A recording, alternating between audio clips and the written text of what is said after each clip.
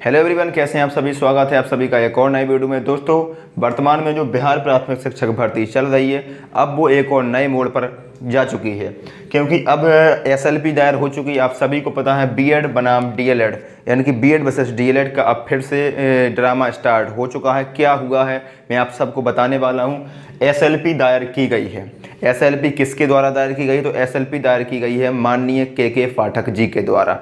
ठीक है, जो डीएलएड वाले अभ्यर्थी हैं उनकी सिर्फ एक ही मांग है कि प्राइमरी में यानी कि 1 to 5 में सिर्फ डीएलएड वालों को रखा जाए, और जो बीएड वाले स्टूडेंट हैं, जो बीएड वाले अभ्यर्थी हैं, उनकी भी मांग है कि हमको भी पीआरटी में शामिल किया जाए, 1 to 5 में शामिल किया जाए। यही मुद्दा था। इसी कारण से जो माननीय के पाठक जी हैं वो सुप्रीम कोर्ट पहुंच गए हैं, लेकिन सुप्रीम कोर्ट पहुंचने से पहले वो पटना हाई कोर्ट भी गए थे, और पटना हाई कोर्ट से उनको निराशा हाथ लगी है। पटना हाई कोर्ट ने सुप्रीम कोर्ट के 11 अगस्त वाले फैसले का हवाला देकर उनकी याचिका को खारिज कर दिया है। हाई कोर्ट से निराशा हाथ लगने के बाद जो के पाठक जी हैं वो पहुंच जाते हैं सुप्रीम कोर्ट। ठीक है, तो 22 सितंबर को पटना हाई कोर्ट से उनको निराशा हाथ लगती है। फिर 25 सितंबर को सुप्रीम कोर्ट पहुंच जाते हैं, और सुप्रीम कोर्ट में एक एसएलपी दायर कर देते हैं। एसएलपी सब आगे जानेंगे कि अब आगे क्या होगा। एसएलपी दायर करने के बाद अब आगे क्या होगा, और एसएलपी क्या होता है। जो एसएलपी उन्होंने दायर की है, एसएलपी क्या होता है, और क्या सुप्रीम कोर्ट एसएलपी को मान लेगी। क्योंकि आप सभी को बता दूं कि बिहार सरकार के द्वारा एसएलपी दायर की गई है। जो के पाठक जी हैं वो बिहार सरकार के द्वारा भेजे गए हैं, बिहार सरकार के शिक्षा विभाग के द्वारा भेजे गए हैं। तो सुप्रीम कोर्ट क्या बिहार सरकार की एसएलपी को मान लेगी, और क्या अनुपात रहता है, यानी कि जब कोई सरकार, कोई गवर्नमेंट, कोई स्टेट गवर्नमेंट सुप्रीम कोर्ट में कोई एसएलपी दायर करती है तो उसका क्या अनुपात रहता है, यानी कितने परसेंटेज वो मानी जाती है और कितना परसेंट वो रिजेक्ट होती है। तो बारी बारी से संपूर्ण बात करने वाले इस वीडियो को बने रहिएगा, और चैनल को सब्सक्राइब कर लेना। वीडियो पर पहली बार आए तो वीडियो को लाइक कर लेना। देखिए, बिहार सरकार की तरफ से शिक्षा विभाग ने एसएलपी डाला है सुप्रीम कोर्ट में। अब आप सभी का सवाल होगा एसएलपी क्या होता है। ठीक है, तो समझिए कि एसएलपी क्या होता है। जब भी कोई केस सुप्रीम कोर्ट जाता है तो उसको रिट कहते हैं। जब भी कोई केस सुप्रीम कोर्ट में डाला जाता है उसको रिट यानी कि याचिका कहते हैं। ठीक है, लेकिन जब सुप्रीम कोर्ट के द्वारा या कोर्ट के द्वारा, ठीक है, सुप्रीम कोर्ट या कोर्ट के द्वारा उस याचिका को खारिज कर दिया जाता है, अर्थात सुप्रीम कोर्ट अपना कोई ना कोई निर्णय सुना चुकी होती है। ठीक है, उसकी जो याचिका थी उसको खारिज कर दिया गया और सुप्रीम कोर्ट ने कोई अपना निर्णय सुना दिया है। तो ऐसी स्थिति में, ऐसी कंडीशन में कोई भी सरकार या कोई भी व्यक्ति दोबारा से कोर्ट जा सकता है और अपनी याचिका को दोबारा से दायर कर सकता है। अब जो उसने रिट दायर की है उसको एसएलपी कहते हैं, और एसएलपी सिर्फ और सिर्फ सुप्रीम कोर्ट में ही दायर की जा सकती है, किसी कोर्ट में दायर नहीं की जा सकती है। तो ऐसा ही हुआ था, यानी कि जो बीएड बनाम डीएलएड का फैसला चल रहा था उसमें सुप्रीम कोर्ट ने अपना फैसला सुना दिया था। उसके बाद जो के पाठक जी हैं वो जाते हैं पटना हाई कोर्ट में अपनी रिट यानी कि याचिका दायर करते हैं, और उनकी याचिका को खारिज भी कर दिया जाता है। उसके बाद अब फिर से जो के पाठक जी हैं वो सुप्रीम कोर्ट गए, और सुप्रीम कोर्ट में अपनी याचिका दायर की। तो उस याचिका को एसएलपी कहते हैं, क्योंकि ऐसी कंडीशन में सुप्रीम कोर्ट जो है वो पहले ही अपना निर्णय दे चुका था, और जो हाई कोर्ट है वहाँ भी उनकी याचिका खारिज हो चुकी थी। तो अब एसएलपी दायर हो चुकी है।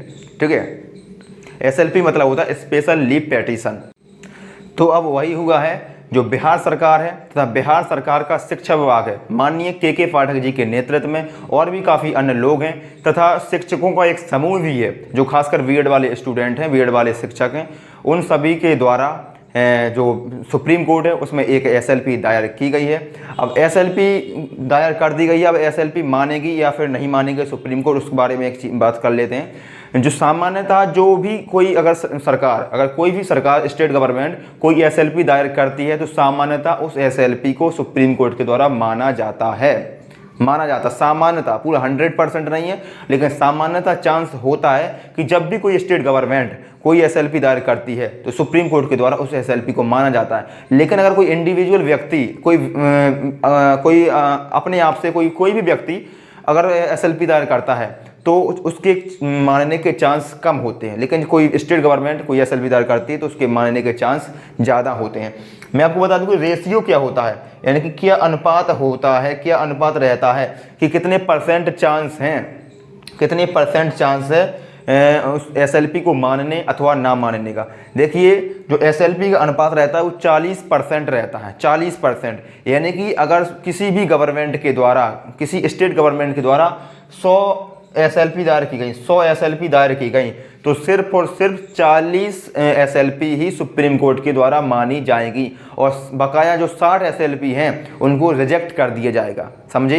यानी कि जो रेशियो रहता है, मैं एक आंकड़ा बता रहा हूँ आपको, ठीक है, जो पिछला रिकॉर्ड रहा है एसएलपी का, तो एसएलपी का जो रिकॉर्ड है वो 40% तक है। अगर 10, मान लीजिए एक दूसरा एग्जाम्पल लेता हूँ, अगर 10 एसएलपी दायर की गई हैं, 10 एसएलपी दायर की गई हैं, तो 10 में से सिर्फ और सिर्फ 4 एसएलपी ही सुप्रीम कोर्ट मानती है और बकाया जो 6 एसएलपी है उसको रिजेक्ट कर देती है। तो अब देखना यही है कि सुप्रीम कोर्ट इस फैसले पर, इस मुद्दे पर क्या निर्णय लेती है।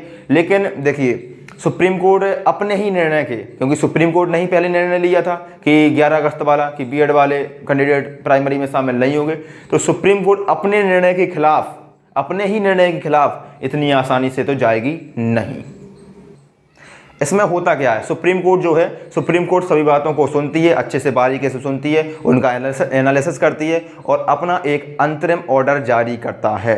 हो सकता है अब बहुत जल्दी सुप्रीम कोर्ट के द्वारा एक गाइडलाइन जारी की जाए जो बीपीएससी को लेकर हो, बिहार सरकार के को लेकर हो, तो हो सकता है बहुत ही जल्द सुप्रीम कोर्ट अपना एक गाइडलाइन दोबारा से जारी कर सकता है। तो अब उस गाइडलाइन में होता क्या है, सुप्रीम कोर्ट किस प्रकार का गाइडलाइन जारी करता है, वो देखने की बात है। क्योंकि सुप्रीम कोर्ट है, क्योंकि सुप्रीम कोर्ट ने ही ऑलरेडी अपना डिसीजन दिया था 11 अगस्त वाला, तो सुप्रीम कोर्ट अपने ही निर्णय के खिलाफ इतनी आसानी से तो जाएगी नहीं।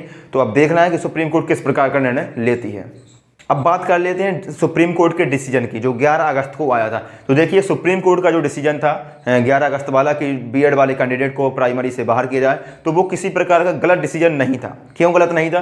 क्योंकि जो पहले के नियम थे, भारत सरकार के नियम हो या किसी भी स्टेट गवर्नमेंट के नियम हो, उनका नियम यही था कि जो पीआरटी है, प्राथमिक है 1 to 5 है, उसमें सिर्फ और सिर्फ डीएलएड अथवा बीटीसी वाले स्टूडेंट को ही रखा जाएगा और जो बीएड वाले कैंडिडेट हैं उनको जूनियर में रखा जाएगा। लेकिन हुआ क्या, हुआ ये कि जब फॉर्म निकाले जाते हैं, फॉर्म अप्लाई किए जाते थे उस समय उतने स्टूडेंट ही नहीं मिल पाते थे, उतने स्टूडेंट नहीं मिल पाते थे, उतने फॉर्म अप्लाई नहीं हो पाते थे।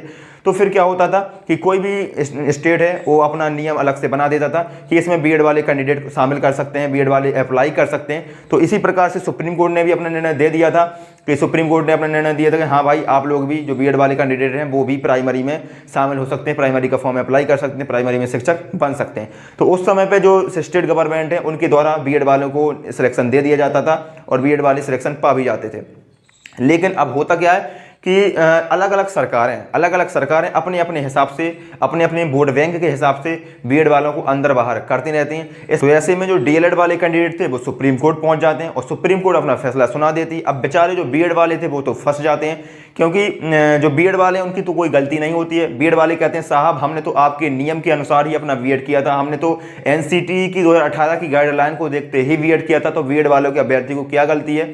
उनकी भी बात सही है। तो इसी आधार पर उनको एक रिलीफ मिलना चाहिए। इस प्रकार की मांग को लेकर एसएलपी दायर की गई है सुप्रीम कोर्ट में। देखिए अब सुप्रीम कोर्ट क्या निर्णय लेती है वो देखने की बात है। अगर सुप्रीम कोर्ट बीएड वाले अभ्यर्थियों को शामिल कर लेती है तो कहीं ना कहीं डीएलएड वाले अभ्यर्थियों के साथ नाइंसाफी हो जाएगी, फिर डीएलएड वाले अभ्यर्थी कोर्ट पहुंच जाएंगे।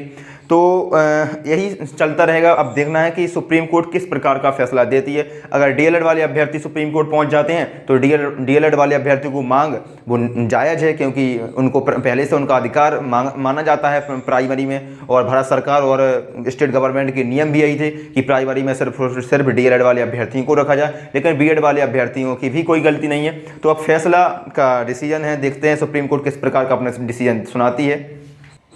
अब इसमें समस्या कहाँ फंस रही है? इसमें ना तो बीएड वाले फंस रहे हैं, ना ही डीएलएड वाले फंस रहे हैं।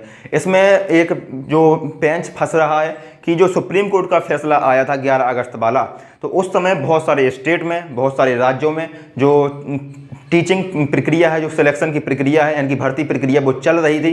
तो फिर उसी क्रम में बिहार में भी यही प्रक्रिया चल रही थी, लेकिन बिहार में एग्ज़ाम नहीं हुआ था। तो फिर इसी को लेकर बीएड वाले अभ्यर्थी एक रिलीफ मांग रहे हैं। अब देखते हैं। और उसी क्रम में जो के पाठक जी हैं वो भी सुप्रीम कोर्ट पहुंचे, सुप्रीम कोर्ट में एसएलपी दायर की गई। अब सारा का सारा डिसीजन, सारा का सारा निर्णय सुप्रीम कोर्ट के ऊपर है। अब जो भी डिसीजन आएगा वो सुप्रीम कोर्ट ही सुनाएगी। और बिहार सरकार के जो वकील हैं, एडवोकेट हैं, उनके द्वारा भी कहा गया है कि जब तक सुप्रीम कोर्ट अपना फाइनल डिसीजन नहीं सुना देती है बिहार प्राथमिक शिक्षक भर्ती को लेकर, तब तक बिहार प्राथमिक शिक्षक भर्ती की कोई भी प्रक्रिया नहीं होगी। यानी कि जो रिजल्ट है वो भी नहीं आ पाएगा, जो OMR सीट है शायद वो भी ना आ पाए, क्योंकि जब तक सुप्रीम कोर्ट अपना फैसला नहीं सुनाएगी तब तक कुछ भी आना पॉसिबल नहीं है। देखिए, एक बात और मैं आपको बता दूं कि अगर के पाठक जी या शिक्षा विभाग या बिहार सरकार को सुप्रीम कोर्ट जाना ही था तो वो पहले चली जाती, शुरुआत में चली जाती। अब जब लास्ट मोमेंट पर जब रिजल्ट आने वाला है तब जो बिहार सरकार या शिक्षा विभाग के द्वारा सुप्रीम कोर्ट जाना सही नहीं है, क्योंकि अगर आप पहले से एक्टिव रहते तो हो सकता था एक अच्छा डिसीजन आ जाता, एक अच्छा निर्णय लेने में पहुंच जाते। अब जो बीपीएससी है वो भी फंसा हुआ है, क्योंकि बीपीएससी से बोला गया था आपको एग्जाम लेना है, बीपीएससी ने एग्जाम भी ले लिया। अब बीपीएससी से बोला जा रहा है कि आप रिजल्ट दे दिए, तो बीपीएससी रिजल्ट नहीं दे सकता है सुप्रीम कोर्ट के विरुद्ध जाके, क्योंकि सुप्रीम कोर्ट का फैसला है कि प्राइमरी में डीएलएड वालों को ही रखा जाएगा। तो डीएलएड वालों को रखने के लिए बीपीएससी को सिर्फ डीएलएड वालों का रिजल्ट देना पड़ेगा। और जो मीटिंग हुई थी बीपीएससी और शिक्षा विभाग के बीच में, तो उसमें भी यही निर्णय आया था कि डीएलएड वालों का रिजल्ट दिया जाएगा और बीएड वालों का रिजल्ट रोक दिया जाएगा। तो जो बीपीएससी के ऊपर प्रेशर है था कि रिजल्ट दिया जाए, लेकिन अब रिजल्ट सुप्रीम कोर्ट के अगेंस्ट जाके बीपीएससी नहीं दे सकती है। तो बीपीएससी भी फंसा हुआ है, बिहार सरकार भी फंसी हुई है, शिक्षा विभाग भी फंसा हुआ है और स्टूडेंट भी अब कहीं ना कहीं फंसे हुए हैं। तो देखना यही है कि सुप्रीम कोर्ट किस प्रकार का फैसला देती है। सुप्रीम कोर्ट के फैसले के बाद ही कुछ प्रक्रिया होने वाली है। तो मैंने आपको बताया कि एसएलपी क्या होती है, उसका रेशियो क्या होता है, अब आगे क्या होना है। बारी बारी से आपको सभी जो आपके डाउट थे एसएलपी को लेकर मैंने बताए। अगर आपको वीडियो पसंद आए तो वीडियो को लाइक कर देना है और चैनल पर पहली बार आए तो चैनल को सब्सक्राइब कर देना है। मिलते हैं अगले वीडियो में, तब तक के लिए धन्यवाद। परेशान मत होइए, जो भी होगा सुप्रीम कोर्ट के निर्णय के बाद होगा। अभी आपका रिजल्ट नहीं आएगा, जहां आपका रिजल्ट अक्टूबर के मध्य में आने की संभावना थी, अब वो कम से कम 1 से 1.5 महीने बाद ही आएगा। ठीक है, तो परेशान मत होइए। मिलते हैं अगले वीडियो में, तब तक के लिए धन्यवाद। जय हिंद।